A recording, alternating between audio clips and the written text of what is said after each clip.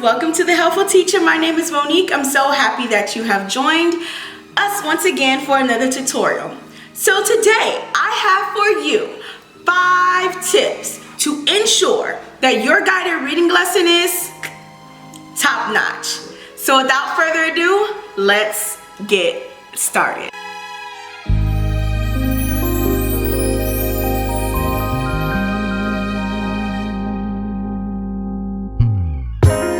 Tip number 1, technology. Guys, we are doing distance learning. You're doing distance learning and you're doing a good job. But we want to make sure that our technology doesn't have all that lagging. We are not dealing with all that glitching and all those things. In order to do so, I would recommend using an Ethernet cord. So maybe you're like, Monique, I don't know what an Ethernet cord is. What are you talking about?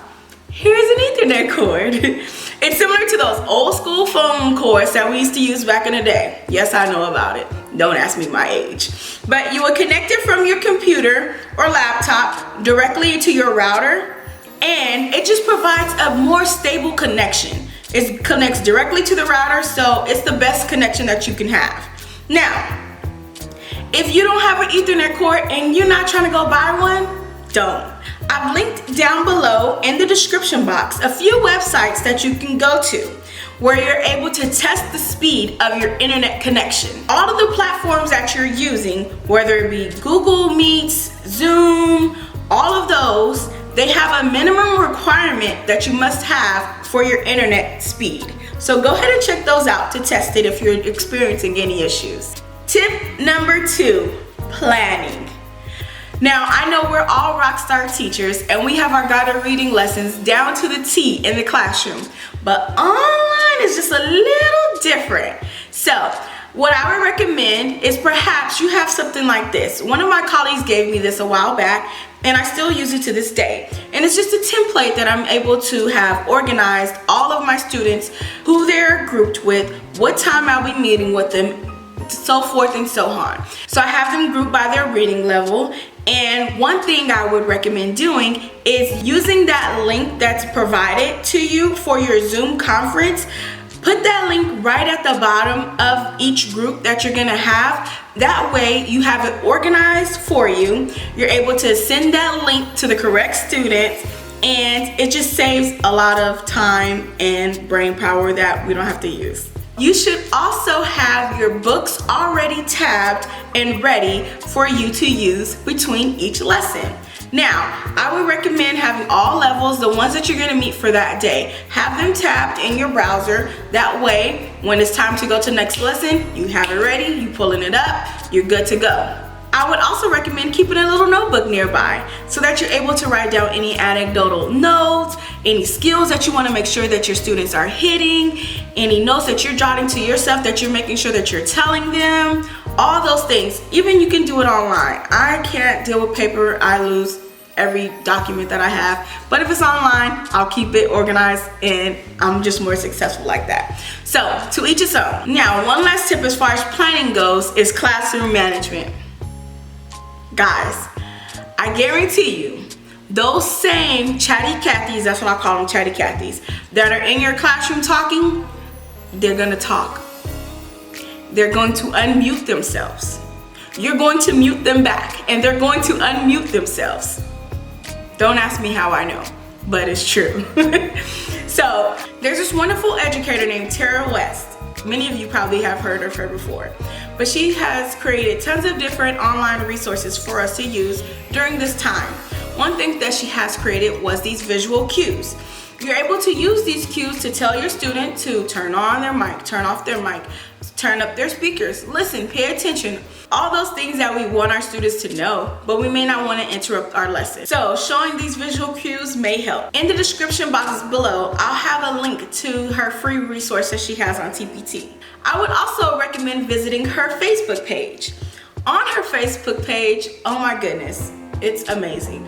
There's tons of collaboration between teachers from all over the world, sharing resources, sharing ideas. It's amazing. Go visit it. I highly recommend it. Tip number 3, fun. We want to have fun. Your students want to have fun. Make sure you're bringing their energy. Make sure you're excited. We don't want to, your students don't. Okay guys, let's turn to page 3 and let's underline all. We're not doing that. We're gonna bring their energy. We're gonna be enthusiastic and everybody's gonna have fun. Maybe your kids are getting antsy and they're moving around. Pause your lesson, pull up a YouTube video and do a quick brain break. Yes, we can do that. We would do it in the classroom, right? So we can do it here online. Go ahead and give it a try. I guarantee you, you'll save yourself your sanity and your students will love you for it. Tip number 4, online presence. Now, just as I stated in the previous tip, we want to be energetic, but we also want to make sure that we are articulating for our students. We're slowing our pace down, like I probably should have been doing throughout this whole video. Slow your pace down. Perhaps you have ESL students or ELL students. Using gestures may help them. So visual cues, gestures, all those things will help doing your online guided reading lesson. Tip number 5, extensions. Now guys, before I go to tip number 5, I want you to stay tuned to the end of the video because I have a little tip that you may not want to miss. Tip number 5, extensions. We want our students to continue to learning past our lesson. Provide those extensions. Give them comprehension questions that they can answer on their own. Maybe they're writing about the passage that you have read. Maybe you want to extend the lesson with phonics activities. Whatever you can do to enrich their learning, by all means do it. Now, did you know that Zoom has a feature where you're able to break off certain groups that are within your big guided reading group to separate and do their own small group? Ta-da! Yes, let's give an example. Let's say you have a student that is being serviced for dyslexia and you have that support staff on your Zoom conference. You can take those two and have them connect into a small group while still keeping your other students with you. Isn't that awesome? Don't you just love it? And it's free.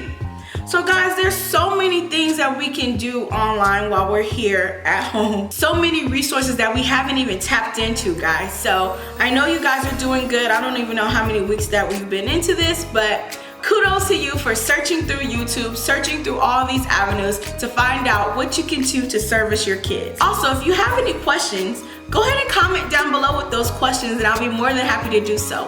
I've had plenty of teachers ask me different questions that I may not have answered in the video. So go ahead and do that. I don't mind, I enjoy it. Also, if you like this video, go ahead and give it a thumbs up and subscribe to The Helpful Teacher. I'll continue to create new videos, new tutorials for us teachers to make sure we are successful. So, thank you again. Bye guys.